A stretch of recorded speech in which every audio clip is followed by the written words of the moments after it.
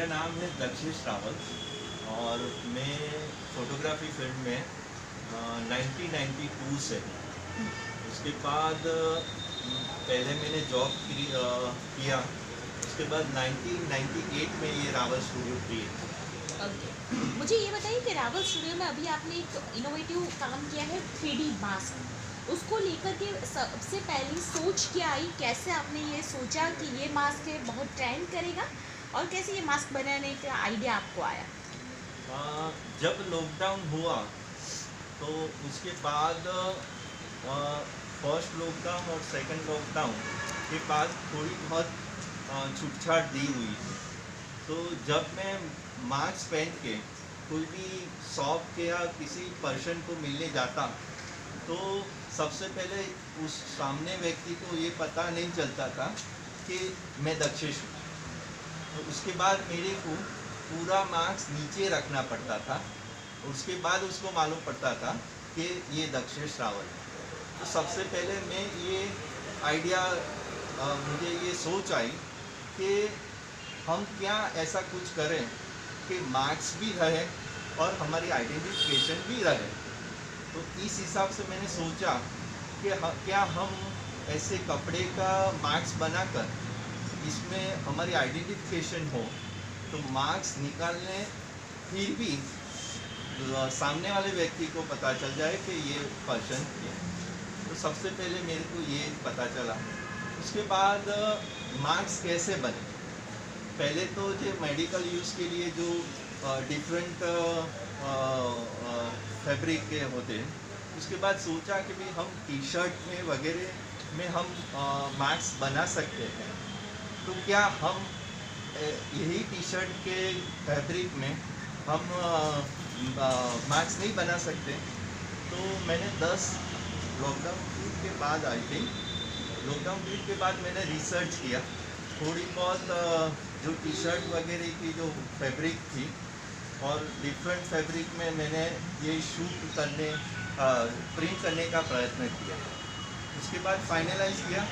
और दूसरी ये बात कि फेस का साइज़ कौन सी होनी चाहिए, क्योंकि बाहर जो मिलते हैं वो फेस और ये फेस में थोड़ा बहुत डिफरेंट है, और हर एक पर्सन का जो फेस है उसकी साइज़ डिफरेंट होती है। तो इस हिसाब से मैंने बहुत सारा रिसर्च किया। उसके बाद मालूम पड़ा कि भाई एक फाइनली ये एक प्रोसीजर है, तो इस हिसाब से हम जाते हैं तो फेस मास्क बन सकता है। ओके, खास तौर पे कोई भी चेहरा हो तो वो चेहरा एक ही फॉर्मेट में आ जाता है प्रिंट आउट की, या फिर उसके हिसाब से आपको कटिंग करना पड़ता है? क्या क्या प्रोसेस है उसकी? नहीं, ये तो पूरी दुनिया में ये चीज़ है कि हर एक का चेहरे की साइज और दिखावा डिफरेंट है। तो हम सबसे पहले जब किसी व्यक्ति का हम फोटो खींचते हैं तो इस हिसाब से मेरे को माइंड में एक साइज के जो अंदाज़ा होता है वो मालूम पड़ जाता है। तो इस हिसाब से हम फोटो खींचते, उसके बाद हम कंप्यूटर में डाल के और हमारा जो फेस की साइज़ है उस हिसाब से हम एडिट करते हैं, उसके बाद प्रिंट करते हैं। जी, मुझे ये बताइए टेक्नोलॉजी कौन सी यूज़ होती है इस मास्क बनाने में? नहीं, टेक्नोलॉजी बहुत ज़्यादा यूज़ करने की ऐसी कोई बात ही नहीं है। ये सिंपली नॉर्मल चीज़ है जो हर एक फोटोग्राफर ये कर सकता है। ऐसी डिफरेंट टेक्नोलॉजी है। हम टी शर्ट वगैरह जो बनाते हैं वही टेक्नोलॉजी इसमें है। इसका क्या उपयोग हो सकता है, कहाँ पे ये यूज़ ज़्यादा हो पाएगा, आपको क्या लग रहा है? ये बहुत अच्छी बात आपने की कि ये फेस मास्क क्यों पहनना चाहिए। तो पहले तो मास्क होता है तो सभी लोग विचारते हैं कि मास्क प्रोटेक्शन के लिए ही होता है। तो ये बात थोड़ी सीमित है। हम ये फेस मास्क इसलिए लाए हुए हैं कि हमारी आइडेंटिफिकेशन भी रहे और हमारा कोरोना से प्रोटेक्शन भी रहे थोड़ा बहुत। तो इस हिसाब से मैंने ये फेस मास्क किया हुआ है। तो कहाँ फेस का यूज़ हो पाएगा? ज़्यादातर अभी तक जो भारत सरकार की जो गाइडलाइंस है कि जहाँ रिस्ट्रिक्शन एरिया है कि वहाँ हम कोई भी मास्क पहन के नहीं जाना है। तो अभी ये कोरोना के पहले की गाइडलाइंस थी। तो अभी क्या है कि जो कोई भी व्यक्ति यानी बैंक, एयरपोर्ट, स्कूल, कॉलेज या गवर्नमेंट जो ऑफिसेस है, इसमें सभी जगह कंपलसरी है कि आपका जो फेस सीसीटीवी में एडिट होता है, तो आपका फेस संपूर्ण दिखना चाहिए। तो हम मास्क पहन के हम जाते हैं तो फेस नहीं दिखेगा, मगर ये आईडी मास्क पहन के जाते हैं तो तुरंत मालूम पड़ता है कि ये व्यक्ति ये है। तो इस हिसाब से ये आईडी मास्क पहनना जरूरी है। आप क्या सोच रहे हो, ये फेस मास्क की वजह से कई सारे फोटोग्राफर है जो आप जैसे हैं, उसकी रोजी रोटी की कमाई ये हो सकती है, तो क्या मैसेज देना चाहोगे और किस तरीके से आप एक जो पूरी चीज़ है उसको बताना चाहोगे?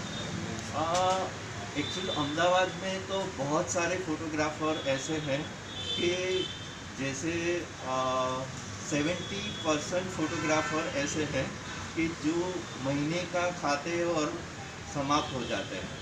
और हमारा जो मई की सीज़न के बाद नवंबर सीज़न आती है, तो इस एरिया में बहुत ही हर एक फोटोग्राफर को बहुत तकलीफ होती है।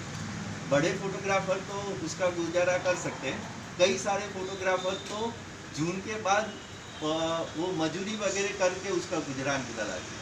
तो मैं ये सोचता हूँ कि जो भारत सरकार नरेंद्र मोदी की जो आत्मनिर्भर की जो योजना है और भारत सरकार थोड़ा बहुत सपोर्ट करें, तो हम ऐसे जो फोटोग्राफर हैं जो अभी वो उसका अर्निंग मिल है, तो थोड़ा बहुत 40-50 हज़ार का इन्वेस्टमेंट करके जो इस फेस मास्क यानी कि आईडी मास्क हम बनाते हैं जो भी फोटोग्राफर, तो एटलीस्ट 15-20 हज़ार रुपया हर महीने वो आमदनी कर सकता है। Thank you so much. बहुत मस्त